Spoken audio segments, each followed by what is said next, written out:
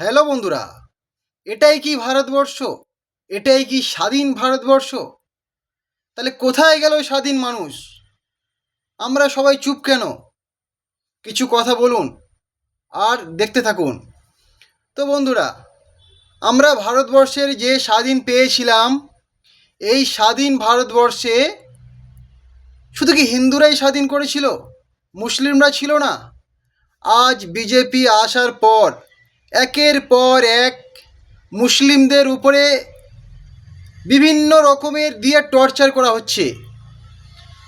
দেখুন, ধর্ম মানে কি? ধর্ম মানে আসলে মেন উদ্দেশ্য কি? হিন্দুত্ববাদী মানে কি? আপনারা দেখতে থাকুন আর স্বয়ং শুভেন্দু অধিকারীর মুখ থেকে শুনতে থাকুন। আপনারা অবাক হবেন। একটা রাজনীতি বাদ যখনই সে জিতে যায়, তখন সবাই তার কাছে সমান হয়ে যায়। এটাই আসল মানুষের পরিচয়। কিন্তু কতটা নোংরা পরিবেশের মানুষ হলে আজ এমন কথা বলতে পারে যে তুমি আমাকে ভোট দাওনি, এরা আমাকে ভোট দিয়েছে? এই সমস্ত কথা কিভাবে বলতে পারে? আপনারা দেখতে থাকুন। আমাকে ভবানীপুরের মুসলমানরা ভোট দেয়নি, আমাকে জিতিয়েছে ডক্টর শ্যামাপ্রসাদ মুখার্জি। কলকাতা দক্ষিণ পূর্ব থেকে প্রথম জিতেছিলেন লোকসভায়। এই আসন না জিতলে ডক্টর শ্যামাপ্রসাদ মুখার্জিরা ভোট দেয়নি, আমাকে জিতিয়েছে হিন্দুরা, জৈন, শিখ সমাজ। আমি তাদের প্রণাম করি। তো বন্ধুরা, আপনারা শুনলেন স্বয়ং মুখ্যমন্ত্রী শুভেন্দু অধিকারী কি বলল, আপনারা দেখলেন। তো এবারে আমি আপনাদের দেখাবো ধর্ম নিয়ে কতটা ছেলে খেলা করছে। এটা কোনো ধর্মের খেলা নয়, এটা রাজনীতির খেলা। রাজনীতি করো, কোনো সমস্যা নেই, কিন্তু যে ধর্ম নিয়ে যে নোংরা ব্যবহার করছো, এটা ঠিক না।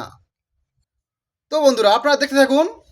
আমি আপনাদের দেখাবো নতুন একটা ভিডিও, যে ভিডিও দেখলে আপনাদের মন প্রাণ খুলে যাবে, মনটা ফ্রি হয়ে যাবে, জীবনটা হালকা হয়ে যাবে, শান্তিও পাবেন। আপনারা দেখতে থাকুন। বুঝে না নেবে আমাকে ছাড়বে না,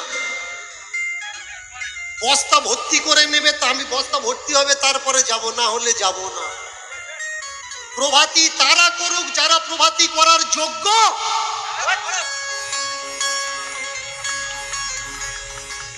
যাদের চরিত্রের ঠিক নেই, রাত্রিবেলা অন্যজনের ঘরে ঢোকে আর ভোরের বেলা প্রভাতী করছে, হবে?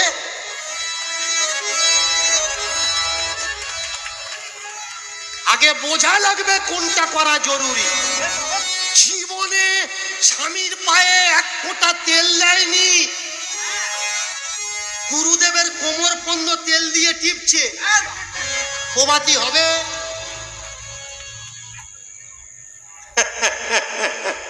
করো প্রভাতী এদের সঙ্গে। প্রভাতী করতে করতে স্টেজটা নয়, রাজনৈতিক মঞ্চটা দরকার। রাজনৈতিক মঞ্চ তৈরি করুন, সেখানে বলুন, কীর্তনে বলবেন না। জানেন দীনকৃষ্ণ ঠাকুর কীর্তনের আসরে আজকের এই কথাগুলো বলছে কেন? রাজনীতির মঞ্চে রাজনীতির কথা আলোচনা হওয়ার দরকার, সেখানে রাজনীতির কথা চর্চা না হয়ে